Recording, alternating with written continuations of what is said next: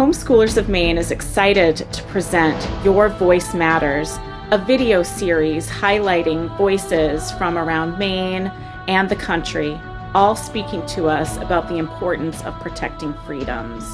My name is Angela Hurd, and I'll be your host for this video series. One of Homeschoolers of Maine's many purposes is to preserve, protect, and promote the freedom to homeschool. And one of the best ways that we can do this is by preserving, protecting, and promoting all freedoms. And so Homeschoolers of Maine is launching its Protecting Freedom page, where families can find resources that they can use in their curriculum and just with their family.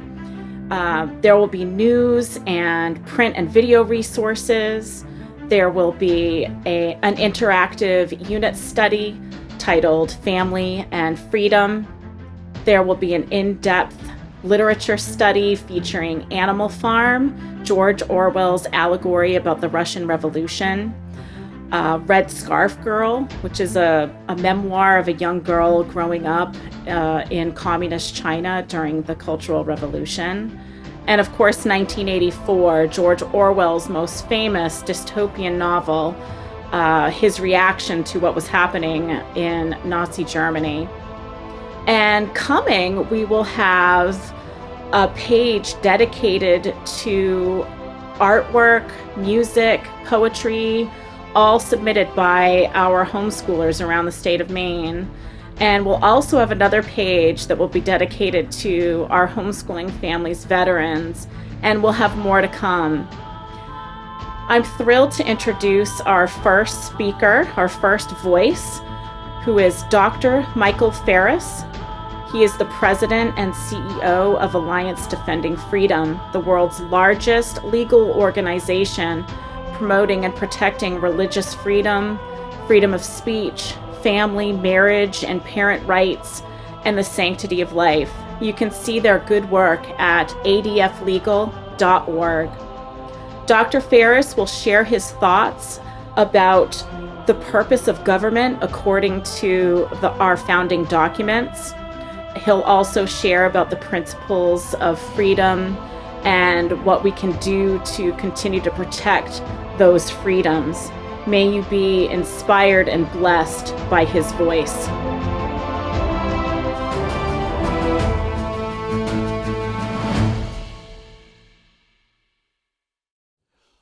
Why is freedom better than tyranny? Well, we have to define the terms correctly to understand why these choices are even in front of us. Because as Americans, we just automatically assume that, well, yes, we're for freedom, and yes, we're against tyranny. But the way we live daily brings those issues into real question. Freedom basically means this: I get to make my own decisions. If I decide where my kids go to school and the government doesn't get to decide that, I have freedom. When the government decides where my children go to school, that's an act of tyranny. Can I go to church? Can I open my business? Can I go to a restaurant? Can I go to a Washington Capitals hockey game that I like to do? Do I get to decide those things, or does the government get to decide those things? For example, I can't go to Washington Capitals games right now because the government has decided that I can't go because I've not been vaccinated for COVID. I've recovered from COVID, so I have the antibodies in my body, but they've decided that's not enough. You have to be vaccinated. So the government has decided something that I believe rightfully belongs to me to decide whether or not I should get a vaccine and whether or not I should go to a Washington Capitals game. Now, one decision like that alone probably doesn't stir up feelings of tyranny in the average person. But taken collectively, it really does cause great concern that the government is moving rapidly in a more and more tyrannical direction. Which begs the question of this: what's the purpose of government? Because unless we understand that question at a fundamental level, we'll never understand how we should array ourselves in terms of what should be free and what is legitimately under government control. Because we don't want to live in an anarchy. We do need a certain amount of government. So let's answer a fundamental question. What's the purpose of government? Well, the answer that is found most succinctly in our founding documents is actually in the Declaration of Independence, where it says, "We hold these truths to be self-evident, that all men are created equal, and we're endowed by our Creator with certain unalienable rights. Among these are life, liberty, and the pursuit of happiness. For these reasons, governments are instituted among men, and that just governments are by the consent of the governed." So we see three fundamental principles that are really important in that document. All men are created equal, we are endowed by our Creator with unalienable rights, and that just governments are by the consent of the governed. And that's the purpose of government, is to protect those three principles, is to protect our inalienable rights, to protect equal treatment before the law, which basically means equal opportunity, and to protect the principle of self-government as a means of assuring that governments stay in the mode of justice and away from the mode of tyranny and arbitrary rule. We see our government taking a different philosophy of government more and more of our lives. When you say that the purpose of government is to provide for our needs, that's the philosophical basis of socialism and ultimately communism. If the purpose of government is to provide for our needs, if that's what you think government's about, to give you more benefits for this, more benefits for that, another stimulus payment for this, another child credit payment for that, then you have a foundational belief system that is aligned with socialism. And socialism and tyranny go hand in hand. Now, as Christians, we have the intellectual legacy of being a part of the framework, the worldview that has brought freedom to the world.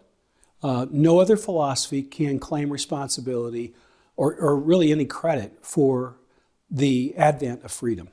And frankly, Christianity has some historical confusion on that. When there were state churches and coercion and heresy trials and all of that, and basically the problem was state churches, where there was a blending of government power with the leadership of churches. It wasn't a very pretty situation. But with the Great Awakening coming, and in the early days of America, we correctly understood the principles of freedom, which were basically this: that God has jurisdiction over some things, man and through government has jurisdiction over others, and the family has some jurisdiction, and the individual has some jurisdiction. Understanding those right spheres of jurisdiction was critical for getting freedom right. And we understood that the government's role was basically protection of freedom, punishing those who do evil, as it says in Paul's writings in the New Testament. And if we blend those two things together, protecting our rights and punishing those who do evil, that's the legitimate scope of government. Why then does Christianity particularly protect freedom? It's because we believe something else, that the heart and soul falls within the jurisdiction between man and God. It doesn't belong to government. So that's why we see free speech being attacked by those who don't believe that the heart and soul of man belongs to God. That's within the jurisdiction of God, not the jurisdiction of government. So politically correct speech on college campuses, more and more repression of our ability to speak freely in the public square, chastising people, canceling people who disagree with the current woke mob, all outflow from the fact that they don't believe that man is created in the image of God and therefore is entitled to the freedom of his heart, soul, and mind. We need to be the people who stand up for freedom because it is under duress. But we shouldn't be worried that freedom will perish on our watch unless we stay silent. I'm convinced from long experience in this arena for over 40 years now that the greatest danger to the freedom of average Americans is Christian silence. It's not the ACLU, it's not the woke mob, it's not cancel culture through Amazon or Facebook or big tech or any of those things. The biggest threat to our freedom is silent Christians. If we stand up through God's economy, the Old Testament said that one can drive out 1,000 and two can drive out 10,000. And the biggest example I know of this is the homeschooling movement. The homeschooling movement was a tiny little fraction of America. And our freedoms were attacked, starting in the early 1980s and going on for a couple of decades. And homeschoolers, this small little group, stood on the faith principles of the Word of God, stood up for their rights, did faithful battle in the courtroom, did faithful battle in the legislature, convinced their neighbors that homeschooling was a good idea. And little by little over time, we saw freedom prevail. Why did it prevail? Well, God's blessing and courageous people.